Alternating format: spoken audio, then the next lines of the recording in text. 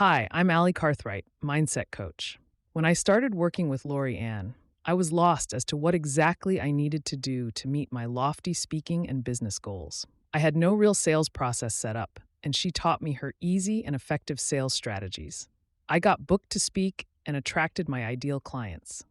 My calendar is now wonderfully full. Thanks, LA. You are listening to Be in Demand, and I am your host, Laurie-Ann Mirabito.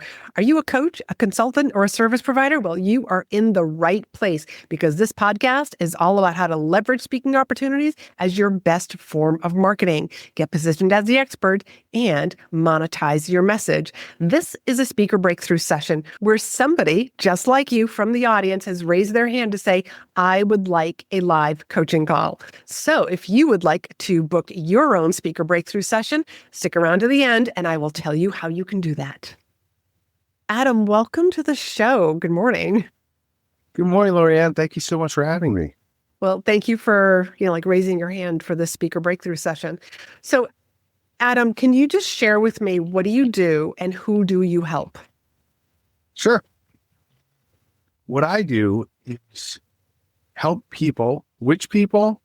Anyone who needs to connect and convince another human being. I help them understand the power of storytelling to do that. The unique power is the thing that makes us human, and nothing connects, convinces, and cuts through the noise better than a well-structured story. Oh, yes. Where did you learn storytelling? Well, really, I learned it at home. My dad was a trial lawyer. He didn't like being in the conference room. He wanted to be in the mix. And whenever he would win a big case, I'd be like, Dad, how did you do it? And he would say, I just told a better story. Wow. And he was the guy that at, any holiday party or whatever, eventually there would be a crowd around him as he would tell stories and everybody's laughing. And I'm thinking, I want to grow up to be like that. Wow. I've been studying it my whole life. Fantastic. Okay. So who specifically do you work with? What's this anybody who needs to influence? Absolutely. Yeah, we can get dial in a little tighter on that. Storytelling messages stick 13 times better than messages delivered any other way. So if you're a salesperson, you don't have to touch them 7 times to get them to remember. You tell a story and they remember. If you're a fundraiser, research shows that you will raise double. If you are a manager in HR who needs to oversee people or build corporate culture, a culture of storytelling will create employees who act in brand-aligned ways without further coaching. It really is the special sauce for so many aspects of business. So I don't want to give you like a squishy answer in that, it's kind of all these different people, but it really is a magic wand that anyone can wield. Well, yes, you can help anybody, but as you may or may not have heard me say, I use a mountain as an analogy. And a mountain is an industry, a type of person. You can't climb, 10 mountains at once. At the same time. Yeah. So in all the people that you have worked for, in all the different conferences that you have spoken for, because I do know that about you, that you've done some speaking and stage work, what people have you just been like, these people, like, I love?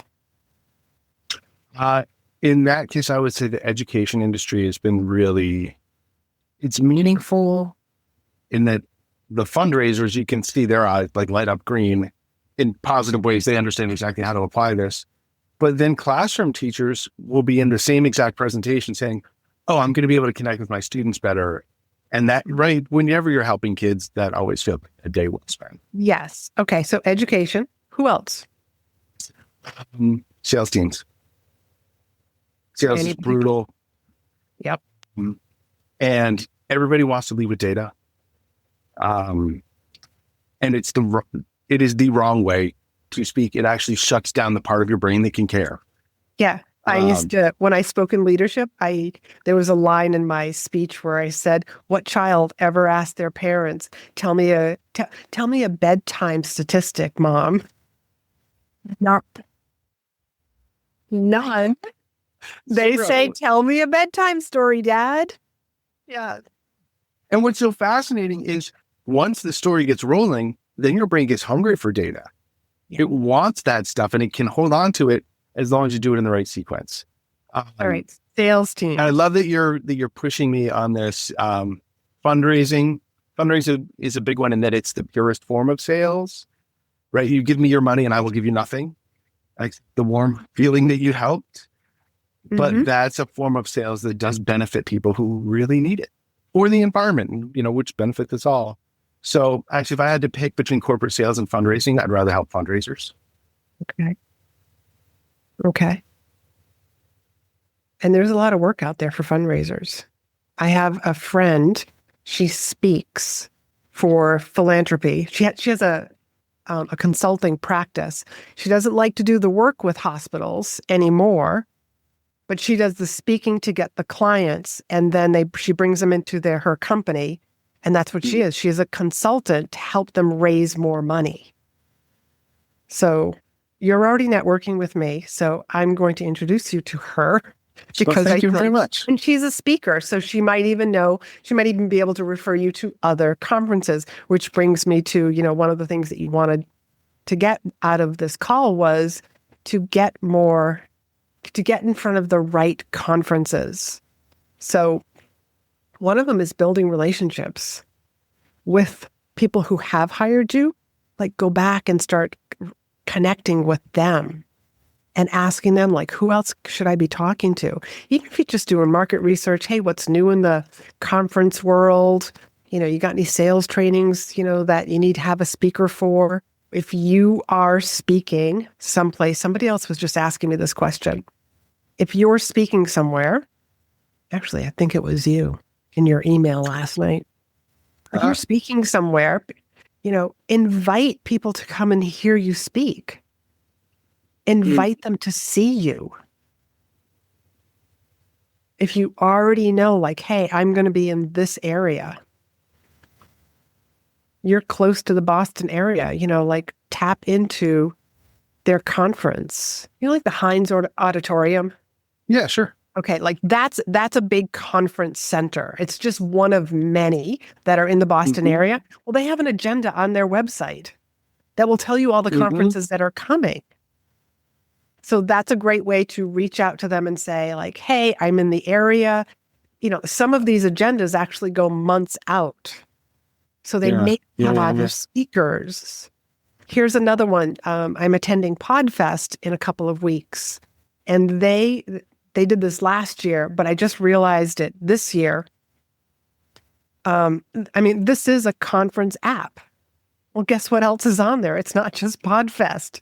I can literally type in Boston, and any Boston conference that is planning on using the Whova app is already on there. Now here's the thing. This may not be this particular conference is coming to Boston or even Providence because that's in your area right now, but you could get on their list for next year. Speaking is a long game. If they don't need you now, but a lot of these big conferences happen every single year at the exact same time, or it'll be shifted by a week or two. So in other words, if you look up in this Whova app, because there's a lot out there, there's not many, not many conference apps that are out there. There's usually they're branded, like Southwest, has their own app for their conference. But the Whova app is used for a lot of different conferences. So I've used it at a bunch myself, just as an fantastic. So now you could start. This is something that you could, if you put a reminder in your calendar to look at it monthly, you could start building a list of all these different conferences that you're like, you know what? I'm gonna look that one up, like this year's agenda. You start looking at what's there. What do they have? What's missing? What do you think is missing from their agenda? And then you want to reach out to them maybe a month after the conference. And you are just using my open the door to the conversation. You just want to know when they start planning and are going to be looking for speakers for the following year. And they will tell you. I was just at a conference in early December, and they said just in conversation on the stage that they start planning this conference in January. So some of these conferences, that's how long it takes them. I remember speaking to a meeting planner and he said that event is already planned out. And I was calling them like for an event that they had that was like 9 months out. He said, our big yearly conference, 18 months. Yes. Yeah, got the year. Those bug eyes, that's exactly what I had. I thought too. Well, you just don't know. That's why I have this open the door. You were just gathering information. You're not saying, hey, book me for your next conference, because the meeting planner on the other end is like, we already have all our speakers. So when they say we start planning for the speakers this is just an example, October, you do not send them information until October, because if you send it early, it could get lost. Yep. Yeah, it's just in the pile. So, Laurie-Ann, one question that I have for you is, there's a saying that popped into my head one day that I just made my sort of unofficial mantra, not just professional life, but life in general. And that is, if you want to save the day, you got to serve the day. And the best way to sell is to find where somebody needs help. Go offer them help. No, they don't have to accept the offer of help, right? But when I think about, I have not been a meeting planner putting together a conference. So the only help that I can think of to offer is, hey, if somebody drops out, I got you. You don't have to stress. And I put together a mailing list, within about an hour and a half of home. And I can tell you, I am this many miles away, a little bit of Google calculation. Let me put that together. Are there other ways, what are the other stresses that meeting planners run into? Okay, that's a great way to do this. That's a great way to do this. However, sometimes a meeting planner is just that person at the hotel, at the conference center. There is somebody at the company or the association that you really should be building that relationship with also. I have had clients who were meeting planners. And when I did once ask her, do your clients ever ask you for speaker recommendations? And she said, occasionally. She said, because we are in so many conferences and so many events, and we do see a lot of speakers, and we also have to work with a lot of speakers. So we know which ones we like to work with and which ones we don't like to work with. So they're just one piece of the puzzle. I also think, you need to reach out to the person who basically would be writing the paycheck. And that might not be the meeting planner. Sure. So how do I figure out who that person is? Okay. And what do they have that I can I knew help you were going to ask that. So let's go back to the Heinz Auditorium in Boston, example again. And when you look at their agenda, because there will be some sort of an Excel spreadsheet, it will tell you this is who it is. This is the name of the conference and the organization. These are the dates that they've reserved these rooms. And here's the contact person. And it will, there's a person's name, potentially an email address. Another great place that you might want to consider getting involved with is MPI, Meeting Planners International. They do have a Boston chapter. And they do send out, here's all the different events that are happening in Boston this coming year, 6 months, 2 years, whatever happens to be planned that they have dates for. But they send that information to their members. Or at least they did when I was part of that. Yeah. Yeah, all right. That's helpful. I went to a couple of events up at Patriot Place in Foxborough.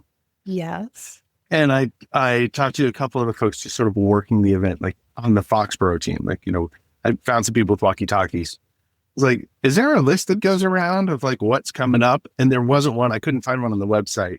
So maybe this is a way to figure out what are the different events that'll be going into those places that don't publish the list. Yeah.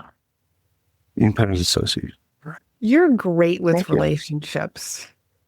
I think thank you very much. Continue really strategically building those relationships and making the ask. All these different places that you have spoken for, I really want you to go back and speak with them and hey, it's been 3 years since I spoke for you. I would I've got to know. Go ahead. that I just did a round of that very kind of outreach but not just because like, oh, I thought of this. I was listening to your podcast and I heard you say this to another person. Let's speak a breakout session. I thought, great tip. I'm going to get on that before I have my session with Laurie. So thank you for telling her so that I could do it before you told me. Good, good. And just keep building that list and constantly reaching out to people. I call it the daily vitamin. You want to reach out to one or two people just to stay connected with them. Yeah. The reason why a vitamin works is it's not because you take 7 on Sunday. You take 1 every single day. So in this case, I tell people, once you start building that list, just reach out to people 1 day at a time. 1 person, 2 people every single day. Yep, that means on Sundays, you're probably leaving voice messages. But if you can at least do Monday through Friday, that would be wonderful. Yeah. Good tip. Yeah, then you stay top of mind. People remember you. One of the things that I sometimes struggle with a little bit is emailing folks random. I feel very uncomfortable emailing to ask. I feel comfortable emailing to offer. Here's the thing that I found that could be useful to you. So email to offer. Email to offer. All right. When we're talking about the ask, what I would love to see you do is to have connection calls with people, just to reconnect with them. What's going on in your world? Here's what's going on in my world. We've got this new program. We're really going into storytelling. People love it. And if you know anybody, you're not asking them to hire you back. If you know anybody who would benefit from learning more about storytelling, I would love the warm introduction. And they might say, well, geez, Adam, yeah, it's been 3 years since we had you. In a month or two, we're going to start putting together our next conference, our springtime conference, our fall time conference. I'm going to put your name in the hat. Fantastic. What do you need me to do? When do you want me to reach out? And I will send you some information on a couple of potential presentations that I can offer. And again, so you're serving them, but you're serving them in a great way. Yeah. And Laurie-Ann, the way that you said that made it landed totally different when you called it a connection call. My team is all over the place and always has been. I don't even go to the office anymore. I work from home most of the time. And it's just to have an excuse to reconnect with people that I've spent time with and we've enjoyed, working together, hanging out together, what have you. I think that I see a lot of just personal benefit in re-upping those connections beyond the professional dimension. Yes. You just never know what comes of those connection calls. And so I call it a connection call because you want to basically reconnect with people from your past. And then later on, after you've connected, then you can send those emails, every once in a while, or even pick up the phone and leave them a voice message or a text, hey, just thinking of you, I was at XYZ, something that they like, something that they're fond of doing, someplace vacation that they've been on. You will find lots of reasons why you can just send somebody a little message. And again, it's you're just top of mind for them. How many people are doing this? Not many. I worked with a hairstylist and he was a very high-end hairstylist. And this was during a recession. And he 50% of his appointments were gone. And so I suggested to him and just well, you need to start reaching out, 2 people a day of your entire client list. And so I convinced him, he was nobody does this, but I convinced him to make 1 phone call on the way to work and then 1 phone call on the way home. He increased his bookings by 30%. He found out all sorts of reasons why people weren't coming in. I'm going to have an operation. I'm getting a knee replaced. I'm not going to be able to move around much. So I actually do need an easy hairstyle that I won't have to fuss on. just different people, like just reaching out. They were just, they felt important. Yeah, absolutely. And we're just like, oh yeah, like I've been meaning to book an appointment. I need an appointment.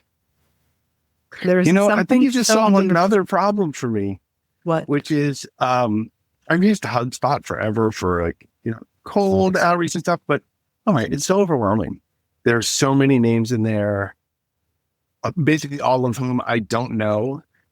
And to go in and create a list that is just the people I want to reconnect with, that's a list I would look forward to opening up and reaching out to, instead of like, there's always a good reason not to do it.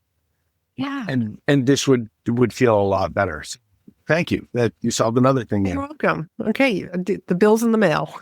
And I hope I'm on that list. Absolutely. Put me on that list. You'll be the first one on it. Thank you. Thank you. Okay, Adam, what's one or two gold nuggets that you were walking away with today? Look, one or two, my gosh. First, creating that list of people to reconnect with, just to connect and be human. To take the medicine that I so often like to dish out about being really focused. And you did a great job of like turning that around and helping me realize there's a sector that I should go after.